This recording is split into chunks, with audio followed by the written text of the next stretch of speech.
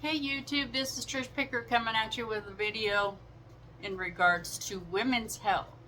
It's not talked about a lot, and I really think that it needs to be discussed in regards to overall health and well-being and having children and what your body goes through when it comes to getting your tubes tied and things like that, okay? So I'm going to give you a little bit of a backstory, and then I'll give you a catch up and health conditions and things like that that have changed overall with my age. I think it's more age related. And then premenopausal, postmenopausal. And it's kind of hard because a lot of doctors don't understand all that stuff. But I kind of watched the symptoms that my mom went through, and we had a lot of females in our family, so we kind of saw a lot of things.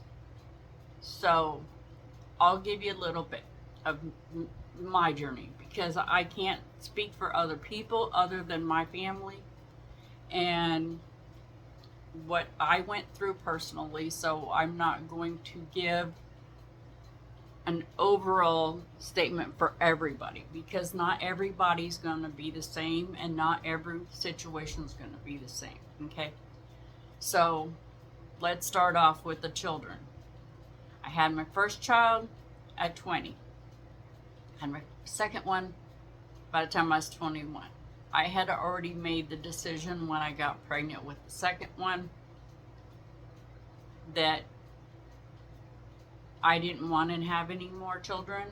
I understand that that's a personal choice. That's a personal choice I made for myself. Not everybody would make that same choice at that young of an age because I was only 21 years old. I wasn't even old enough to drink. I barely was 21. My kids are 15 months apart, literally. Like, one was born in December. 15 months later, I was having another one. So having them back to back like that too also helped make that contributing factor of, oh my gosh, this is going to be a lot of responsibility for having two this close together. It's going to be hard. I don't want to just rely on someone else all the time. Yeah, I'm not saying that I never got assistance because I did, but I couldn't see doing that to multiple children. So by the time I was 21, because it was literally the next day after I gave birth to my daughter, I had both my children naturally. No medication, no nothing, because I was just, I couldn't, I mean, at the time I was like 6 foot, and I was like, and I had had a number of friends go through epidurals and things like that, and when they told me you'd get a needle in your back, I said, no, I'm good. We don't need to stick a needle back there.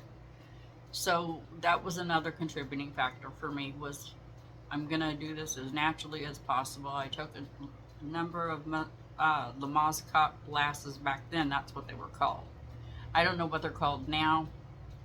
That's how old I am. So, and it's mentally taxing on you because you go through this towards the end. And that's one thing I can remember. And I don't know how I can listen to these people say, I can't remember the labor.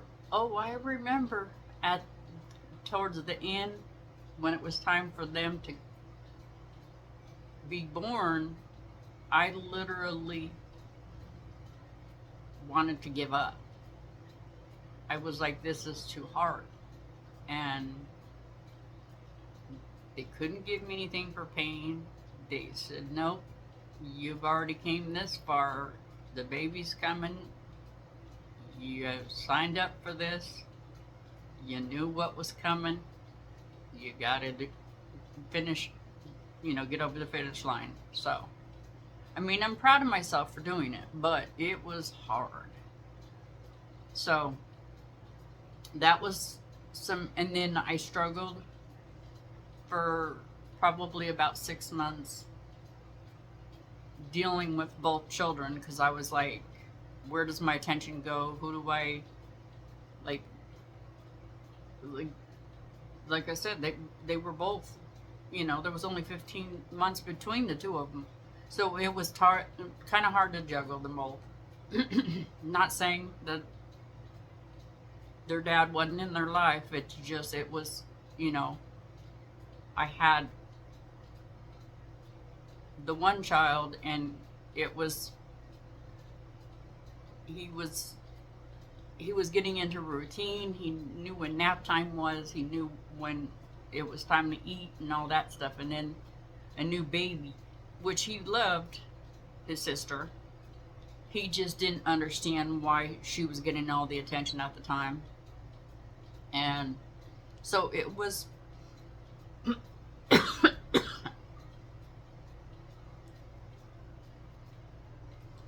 yeah, I didn't understand, and he didn't understand how to change everything that we had known.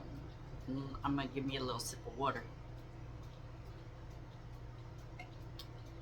And so, and both my children were big, big kids. My son was 8 pounds 9 ounces, 20 inches long. And my daughter actually came early too. She was 6 weeks early. She was 7 pounds 3 ounces, and she was 19 and a half inches long. So there was only a ½ inch difference, but the weight was different. But they said if she would have stayed in there the full time, she probably would have been 8 or 9 pounds. And I was like, no, I'm glad she came out then. So anyway, so that was a little bit of some trying times for me, but I was very, very fortunate that I had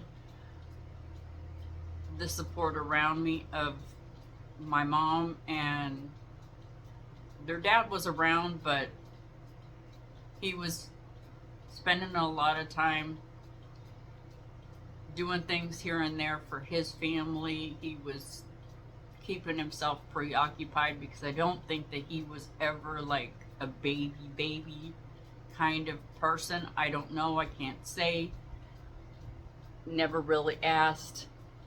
Not my concern at this point now. That's why he's an ex. And then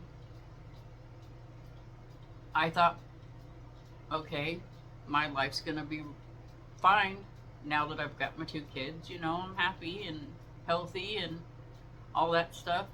And then I had a couple, and I figured, okay, a tube ligation, there won't be too many changes. No. Don't always take that percentage that they give you as being what it is, okay? Because I wind up getting pregnant after having my tubes tied. And it wasn't anything that I could have prepared myself for. I was not aware of it until it was already too late. That put a shock on my system. It was very hard, very emotional, very devastating to know that that could happen after you get your tubes tied, okay? And so I kind of was going through, why is this my fault? Like, it was, that's what women go through, because you look at yourself like, what did I do? Come to find out, it was nothing I could have done, because they only tied one tube. They didn't tie both. They only did one. After the second one, the doctor I was seeing, he had suggested that, because they're not working, the tube tying didn't work, that I need to make a decision. I can keep going at the rate I was going, and I was underweight at the time too, which didn't help. So you either have to make a decision. What's more important? Raising the children that you have, or risking your life every time that you would have another miscarriage? And for me, it was a no-brainer. I chose raising my children. And I said, okay, so what do I do now? And they said, well, we have to set up, for you to get a hysterectomy, you have to go through, several doctors. And they had sent me through several doctors and everything. And then I had to have one appointment with a counselor to make sure that that was a decision I was making of my own free will, and that I knew that they were going to be taking a big part of me out, and there was nothing that was going to bring that part of me back, because that's one thing that needs to be talked about. And I really think it needs to be taken seriously. Anytime, even if it's getting your tubes tied, you getting a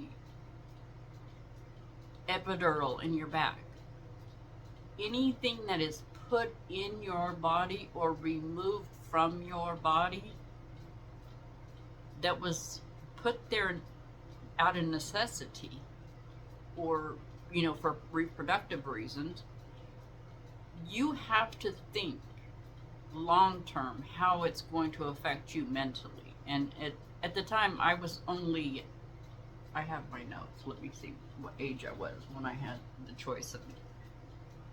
I was 32. Okay, I wrote them down on some notes here so I didn't forget. So I was like roughly about 31, 32 years old, around there. And I chose, my children. I had living children that needed their mom, and I said okay. And so I knew that there was going to be some complications down the road in regards to having a hysterectomy, because they don't give you any medications to replace those hormones your body would normally make when you're going through your normal cycle, as we would say it in the women's terms. Your body needs those hormones to make you feel like you're a woman. It makes you feel like you are not just a robot. You don't feel like you're just a baby maker. You don't feel like, there's a lot more than just taking out that part of your body. It's literally a psychological game.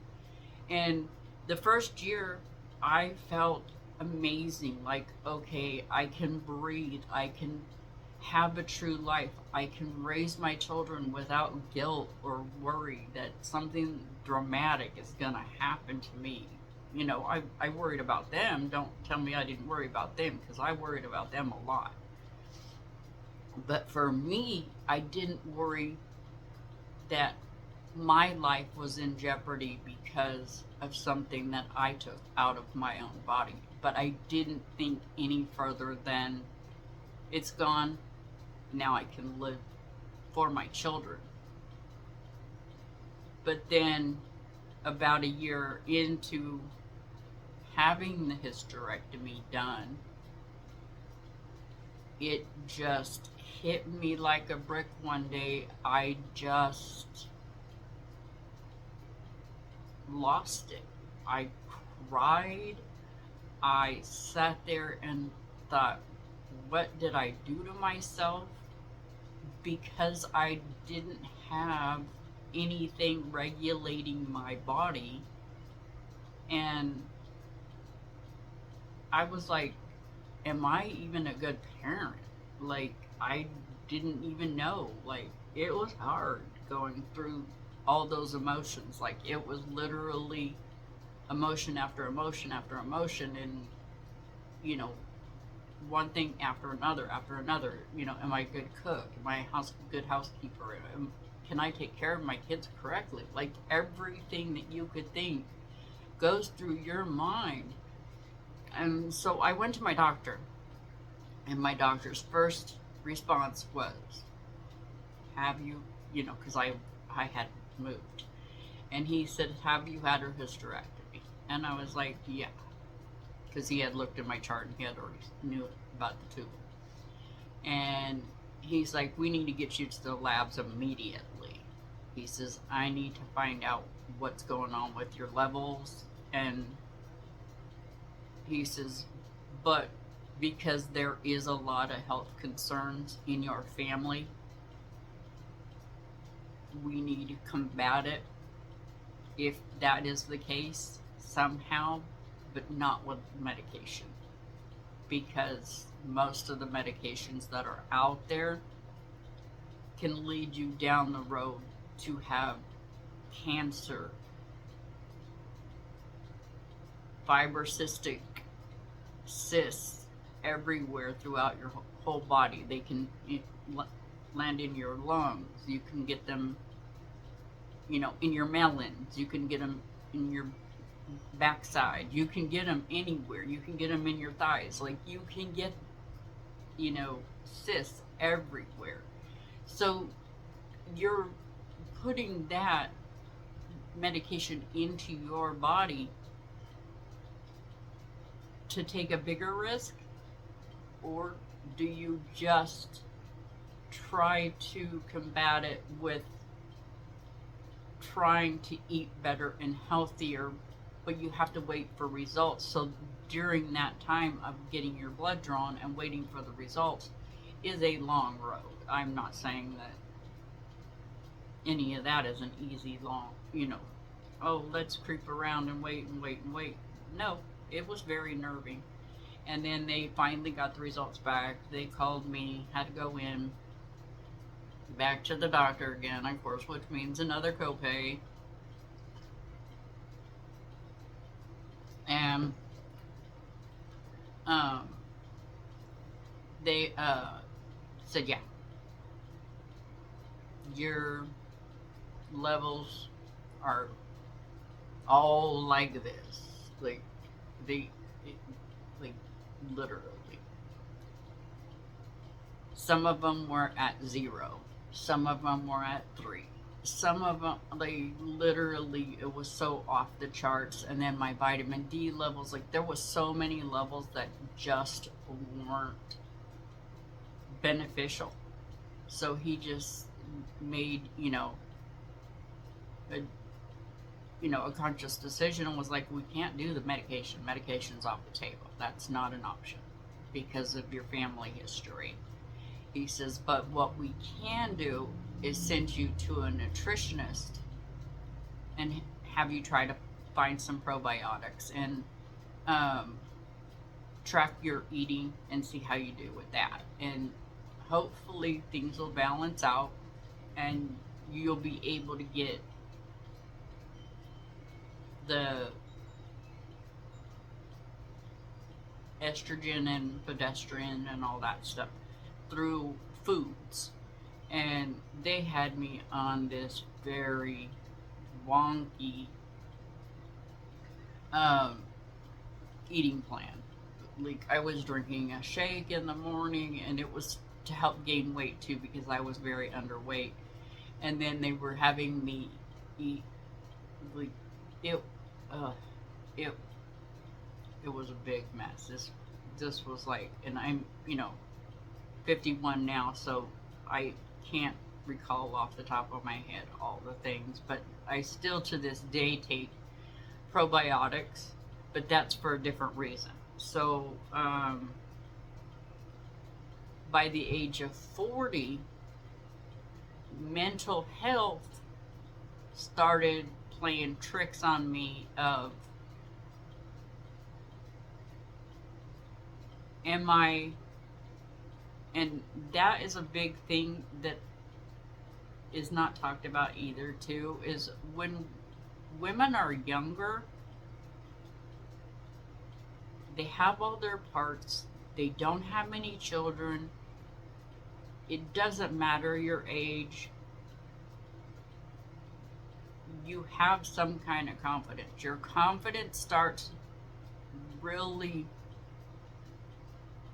playing tricks on you. It starts playing a mental game around 40. And then you also start getting hot and cold sweats. Like you'll just be like freezing cold, and then you'll get like so hot and sweaty, you'll sweat, sweat, sweat, sweat, and then you'll sleep. Your sleeping hours get all messed up, and you're just like, your mental, because if you don't, your sleep rhythms get messed up, it really messes with your mind. So then I finally realized what it was I was going through menopause. By the time I was 40 years old, it was like, okay, this is what it is. It's pre-menopause. Okay, let's call it what it is. There's no doubt about it at this point, because I had finally talked to my doctor, because I literally went into the doctor and I was like, look, this is A, B, and C, and I have a hysterectomy. And he's like, oh, you're of the age that pre-menopause usually starts. And I'm like, well, I didn't think it was gonna be this ugly. Like, I can't tolerate, people yelling at each other. I don't like it. Your temper gets very short.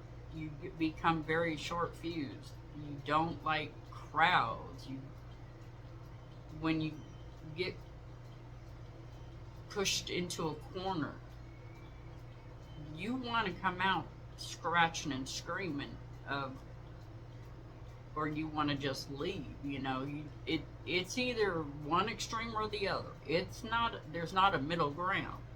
So I was dealing with that, okay, and I had done that for about 5 years, and then I started having a little bit more problems, and I was like, oh God, what's next now? And I was like, this is getting old, is not good. People don't tell you this stuff when you're young. You think, oh God, I can't wait to become an adult. If I knew half of this stuff, I'll take my youth again, man. Even with my kids at 21 years old, I'm like, oh, this is for the birds. So by the time I was 35, my whole life practically, I grew up having UTIs and having a lot of urine problems and things like that. And they really passed it off and passed it off. The doctors would just pass it off, give me medications, whatever, and just keep passing it off and not really doing anything. And then I just finally, it's not finally, but I finally got a good doctor. I have to use the word finally right now because of the fact that he was a great doctor. I really am so sad that I lost him as a doctor. I'm trying this new doctor right now, and so far he's really, oh, the cuckoo clock. He's really working with me and understanding. I have some knowledge about what's going on with me. And so my old doctor said, well, we're going to send you to a urologist. So I'm going to show you, and people who can't take images of anything, look away. It's not like blood and guts and all that stuff, but it's the inside of a body part, and it's not actually mine, it's just what they did. So they sent me to a urologist, and the urologist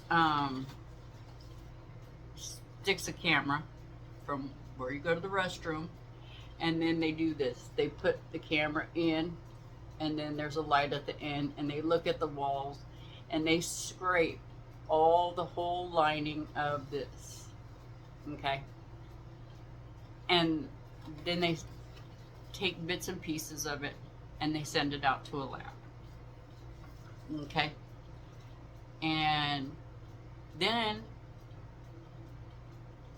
I get that back.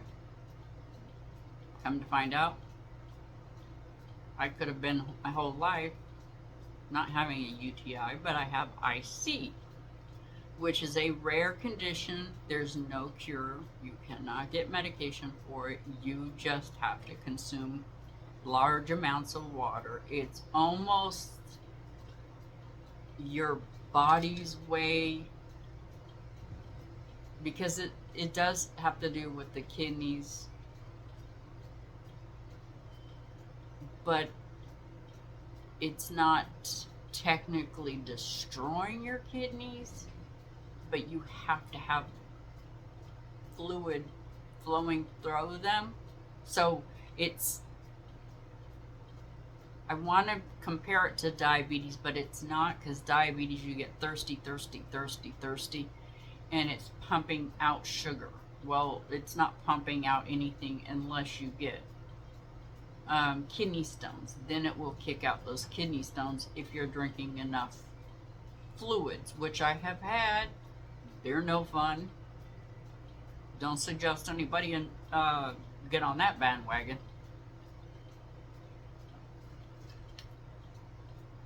Because it hurt real bad.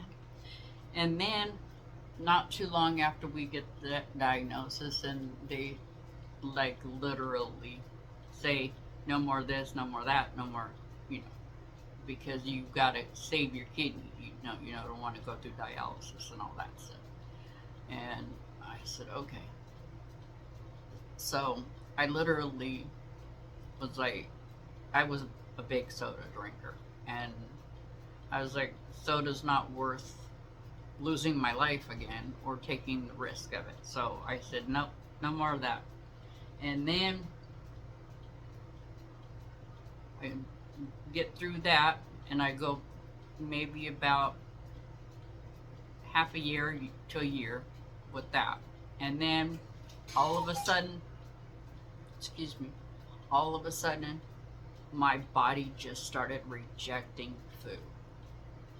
And it was literally rejecting food, okay? And when I mean rejecting, I mean projectile and going down the other ways, or not at all, and nothing would go in. And I went to the hospital. They said, oh, well, there's nothing wrong. You have a urinary tract infection. And I said, I can't have a urinary tract infection. I have IC. It's always going to come up like I have a urinary tract infection. That's not what's wrong with me. Please figure it out. I'm nauseous. I'm lightheaded. I have a fever. Something is wrong. They ignored me. So I finally went and saw my doctor again, the same one that sent me to the urologist. Said, nope, we're going to send you to a gastro group, which does cameras up the backside and cameras down your throat. And they said, we're going to get you in as soon as possible. And I called and made an appointment, and they got me in right away. And had one camera put down the throat.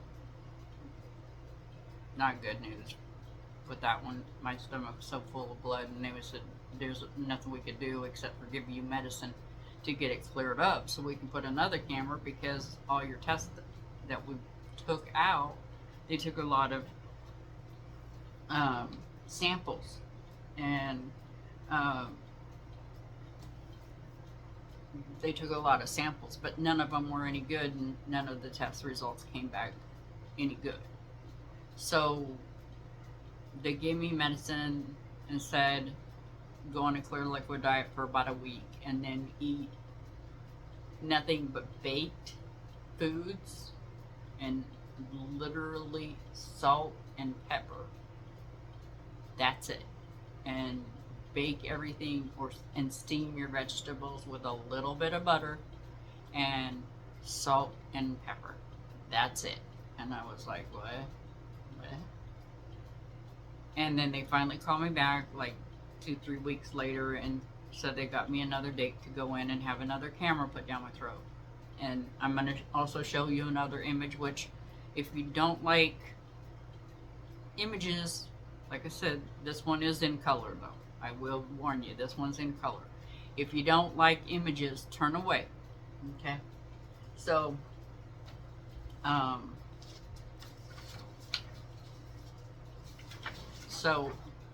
this is what down your esophagus and all that stuff. All that stuff is what a normal, it looks kind of gross. I know, it looks kind of gross. But once they gave me all that medicine and they had me eating the way that I was, they got me out of anesthesia and I woke up and I was okay and all that stuff. They said, whatever you did, it was perfect. Because all those pictures show, because they thought I had a stomach ulcer and that I had just jacked up my whole stomach and that I was just going to have a bland life with food and, you know, all that stuff. So they said, whatever you did, it worked. You took the medication that we put you on and make an appointment to see the doctor and stop taking this medication, and we'll see you, you know, when the doctor sees you. And so I go to see the gastrologist, and that's exactly what they said. All the samples that they took from the inside of my stomach, I had already seen it on the pictures. The ulcer healed and everything like that. And she says you can go back to eating, but I suggest that you stay away from tomatoes, highly acidic foods. So, because I know what I can eat and what I can't eat, I don't go to a lot of people's house. When I do go out, I know what I can order, what I can't order. I don't like people ordering for me to begin with. I'm not that old where I can't read a menu. And that's another thing that a lot of people forget too, that, you know, even though you're getting old doesn't mean that your eyesight is going. That's what those are glasses for. So as of now, I'm doing really, really great with my health. I'm really sticking true to the no acidic, the examples of acidic foods, which a lot of people don't know acidic foods or what is considered an acidic food. Tomatoes, spaghetti sauce, pizza sauce, French dressing, lasagna, anything that is a tomato based. There is quite a number of hot sauces, and I have tested. There's a limit, and I have found the ideal limit, and my husband calls it, and it's funny, and you'll hear it in some of my other videos that I have made in previous videos. He calls it my ketchup. It's not ketchup. It's the only hot sauce I can have because it's the lightest one that I can have. And when I make enchiladas, I make green enchiladas with that Hernandez sauce, which I have on this channel. Um, I prefer them anyway, so it kind of works out. I I like vegetarian lasagna. So for me, that's a win-win because I could make it and that could be my dinner for, like a week. I don't mind eating leftovers. As I grew up, that's what I did. I ate a lot of leftovers, so it didn't bother me. So just know when you go through changes and you go through these mental games that your body wants to play with you, don't look at it as there's something wrong with me. Know that your body's changing and you need to talk to your doctor. And the only reason I'm making this video is so that people will go and discuss things like this with their doctors, because if they don't, more research can't be done. Because like with me, I had to be my own advocate to see what my options were, because some people will just automatically, some doctors will just automatically give you an antidepressant and be like, oh, you're just sad. Some doctors will give you hormone replacement therapy, not thinking there might be something hereditary in your family, that's not a good idea. They'll give you medication for a UTI and it may never ever have been a UTI. Like, you don't know. That's why you have to advocate. And if you can't find a doctor or you're not happy with your doctor, you can always try another doctor, because nobody says that there's one doctor that works for everything. I just happen to be very fortunate because I had went through 4 doctors previous to this one that finally said, there's something really wrong and we need to get to the bottom of it. But it took 4 previous doctors of him seeing the same thing over and over and over and over. And now the doctor that I have now, he noticed something too that he didn't really feel comfortable with, and he is looking into that. And he's like, now we have to be counterproductive, because of the fact that the older you get, your body's going to play mental games even more with you, and it's going to be a harder combat for you if you don't stay on top of your health. So it's really, oh gosh, my eyelash just fell in my eye. I'm so sorry about that.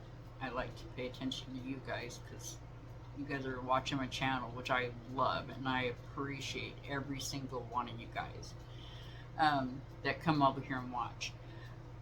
But I want every woman to understand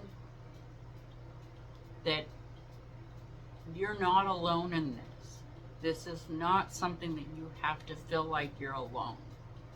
There's a lot of groups on Facebook. There's a lot of groups on YouTube. There's a lot of groups at your local hospitals. There's a lot in your local towns. Even through your insurance, depending on the insurance you have. Some of them will have support.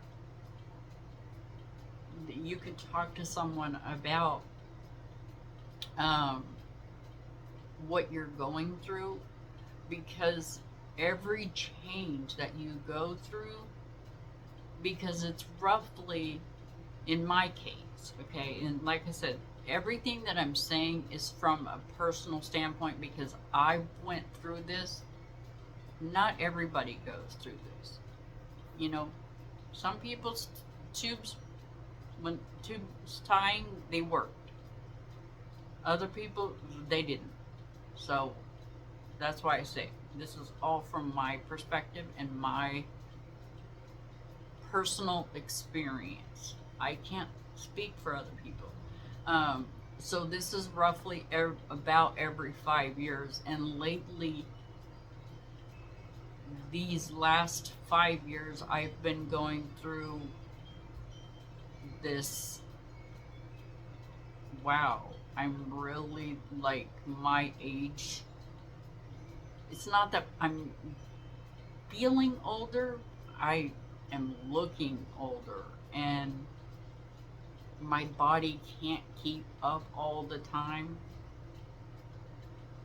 with what I want to do. So it's a little frustrating in regards to that, but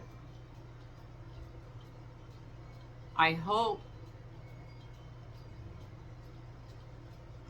that some of this information helps you reach out to your doctor in regards to seeking the help that you need, because if you don't seek it, no doctor's gonna come knocking at your door and say, what do you need help with? You have to be the one to go to them. And if you don't have insurance, there's plenty enough county hospitals and free clinics that will discuss options with you, or that you can get medical help with, because I've been there too in regards to that, in regards to getting help when I didn't have insurance. So I've been on both sides of that. I had insurance, I haven't had insurance. I do have insurance now, but I was on that side that didn't have insurance. So please don't use that as an excuse to neglect your body or beat yourself up because you don't think you can afford it. Okay? And remember, if you don't care about you, who else is going to?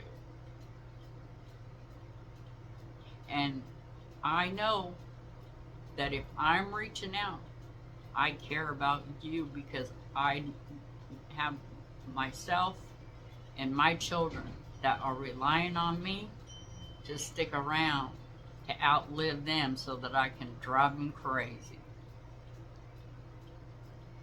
And remember, if you have nothing nice to say about somebody or something, don't say anything at all.